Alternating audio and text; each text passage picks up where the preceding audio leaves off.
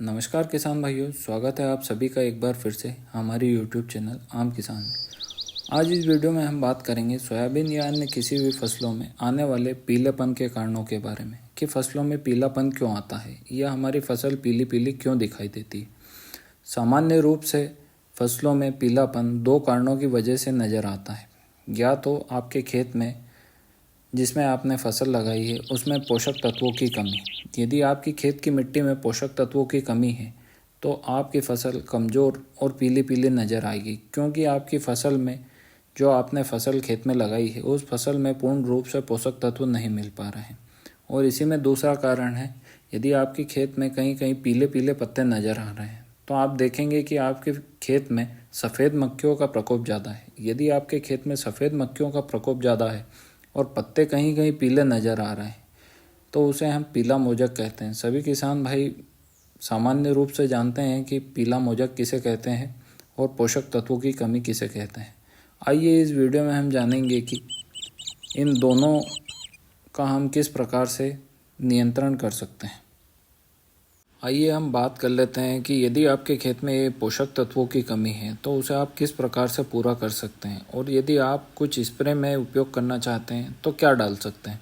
यदि आपके खेत में पोषक तत्वों की कमी है जिससे आपकी फसल पीली पीली नज़र आ रही है, या आपके खेत में जल भराव जैसी स्थिति है जिससे आपकी फसल पीली पीली नज़र आ रही है, तो आप खाद के रूप में अमोनियम सल्फेट 10 किलो प्रति एकड़, फेरस सल्फेट 10 किलो प्रति एकड़ और यूरिया 15 किलो प्रति एकड़, इन तीनों का मिश्रण करके आप प्रति एकड़ की दर से अपने खेत में छिड़काव कर सकते हैं। इसी के साथ में यदि आप स्प्रे में कुछ लेना चाहते हैं तो आप NPK 19-19-19 और इसी के साथ में किसी भी अच्छी कंपनी का PGP, जिसे हम प्लांट ग्रोथ प्रमोटर भी कहते हैं, उसका अपने स्प्रे के साथ में उपयोग करके आप अपनी फसल को वापस से अच्छा हरा भरा बना सकते हैं।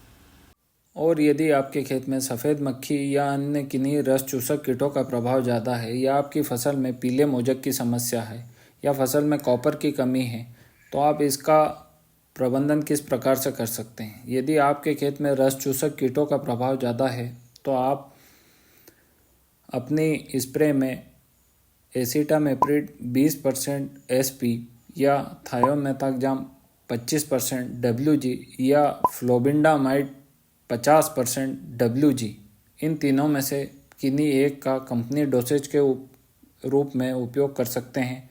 और उसी के साथ में आप किन्हीं भी कॉपर बेस को मिला सकते हैं, जैसे copper hydrochloride, copper oxychloride, chelated copper या कॉपर सल्फेट। इनमें से किसी एक का उपयोग उनके साथ में कर सकते हैं, जिससे आप अपनी फसल को वापस से पुनः हरी भरी बना सकते हैं और फसल का अच्छा उत्पादन ले सकते हैं।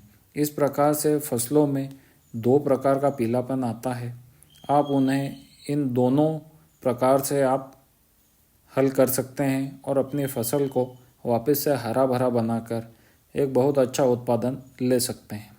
और यदि हमारी जानकारी उपयोगी लगी हो तो हमारे चैनल को सब्सक्राइब ज़रूर करें। धन्यवाद।